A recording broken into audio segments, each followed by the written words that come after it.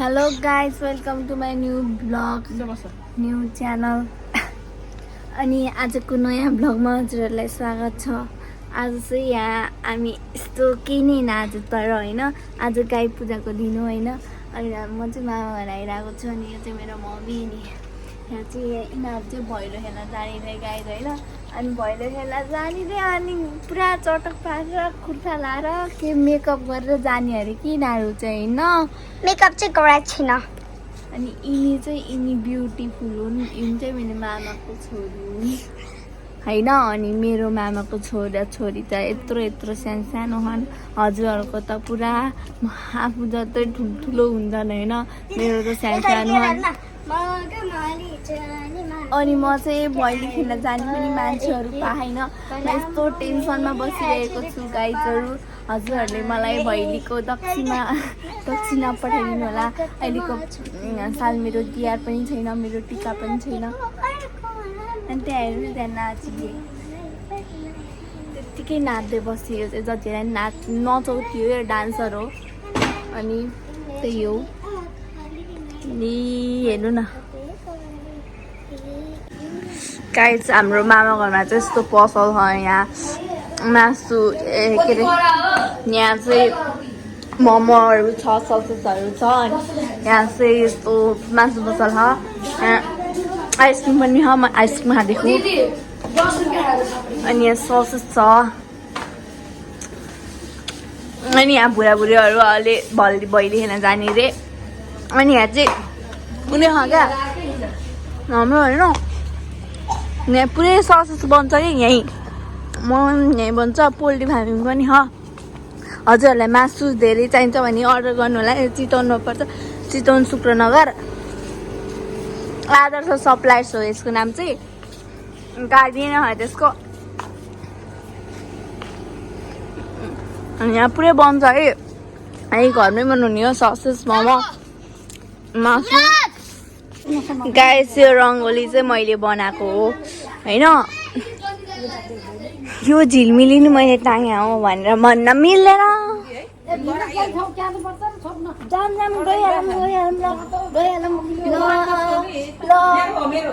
म चाहिँ होइन। अनि यहाँ चाहिँ होइन पिठोको होइन यसको चाहिँ होइन अर्सा रोटी बनाउने अरे के गाइस होइन।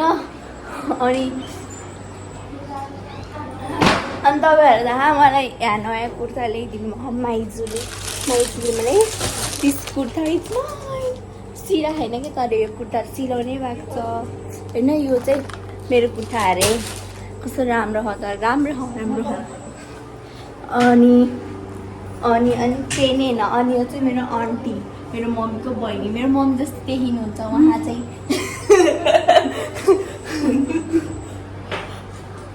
ल गाइज अलि गाइज हामी यहाँ तास खेल्न लागेको छौँ।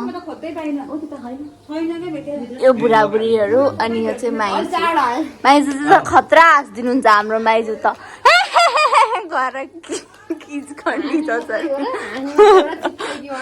चिच्चाइदिनुहुन्छ।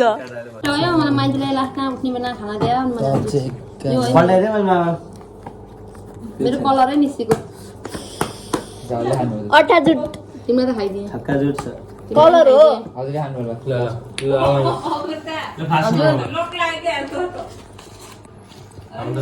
माइजूले खानुभयो गएर चिचाउनु न माइजू। अलिकति टोराइल पर्छ नि त।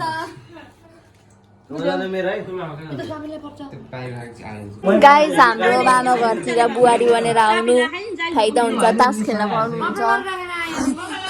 त्यहाँ हजुरहरूले चाहिँ काम गर्न पाउनुहुन्छ। हाम्रो मम्मी चाहिँ सुत्न पाउनुहुन्छ। फेरि यहाँ तास खेल्न हजुरहरूलाई एकदम मनपर्छ भने चाहिँ हाम्रो मामा घरमा बुहारी बनेर आउनुपर्छ। बाई माइजू कति रुपियाँ कमाउनु भयो ल गर्नु माइजू। यहाँ कमाइ गरेर रोटी पकाउनै जानु भएन गाइजहरू।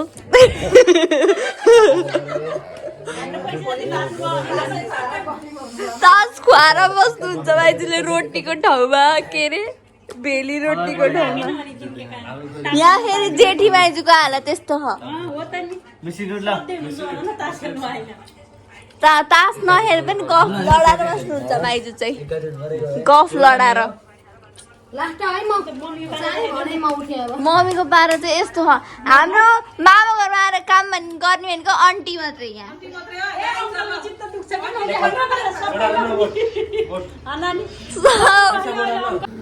गाइस हामीले चाहिँ अब रोटी पकाउन लगाइरहेको यहाँ होइन यसलाई के भन्छ नि यसलाई भेडी रोटी हामीले प्याज रोटी नि भन्छौँ भेडी रोटी नि भन्छौँ हामीले यसलाई भन्छौँ अब म चाहिँ यस्तो प्यात प्यात प्यात प्यात गर्छु त्यही भएर प्यात प्याते रोटी भन्छु मेरो अर्कै नाम हो छुट्टै छुट्टै मेरो अर्कै दुनियाँ हो त्यही भएर अनि हामी यसरी बनाउँछौँ है त ल म पनि अब बनाउन सुरु गर्छु प्यात प्यात के नपार सुनेन पार मालालाई किन्छे भने अरे अनि यत्रो आमालाई चाहिन्छ नि अनि सुने नपार म त भुइँमा बसे ए ल आगमदेखि बारीभरि फुलरुको न आधा सल्लाह सुब्रत सेन्थिना मानिमला अनि ठुल्ठुला लाउनुला ठुल्ठुला हुन्छ हुन्न दिदी ल हाम्रो रोटी त यस्तो हुन्छ यस्तो यस्तो मामाले पर्दैन भन्दै तिमी कान्छो मामाले खोज्या भयो रोटी चाह केटाहरु पर्दैन ल यो मोबाइल लैजा बाबु च्याप यस्तो बनिरहेको छ